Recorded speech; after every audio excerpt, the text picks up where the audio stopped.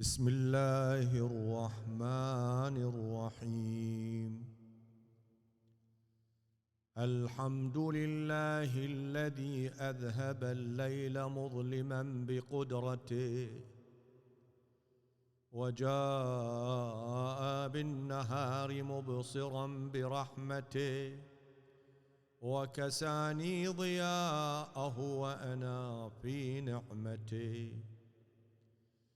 اللهم فكما أبقيتني له فأبقني لأمثاله، وصلي على النبي محمد وآله، ولا تفجعني فيه وفي غيره من الليالي والأيام بارتكاب المحارم واكتساب المآثم، وارزقني خيره وخير ما فيه وخير ما بعده،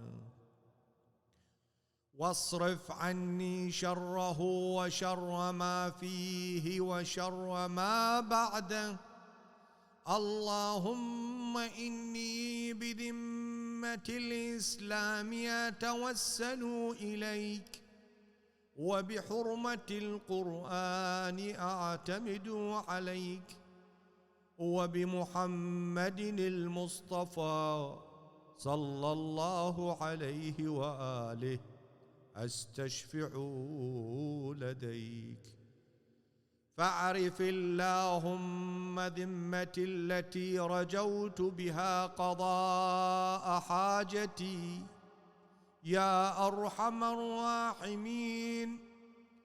اللهم اقض لي في الخميس 5 لا يتسع لها إلا كرمك، ولا يطيقها إلا نعمك، سلامة أقوى بها على طاعتك، وعبادة أستحق بها جزيل مثوبتك، وسعة في الحال من الرزق الحلال، وأن تؤمنني في مواقف الخوف بأمانك،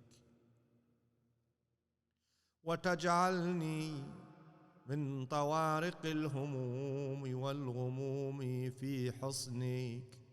وصلي على محمد وآل محمد، واجعل توسلي به شافعا يوم القيامة نافعا، إنك أنت أرحم الراحمين.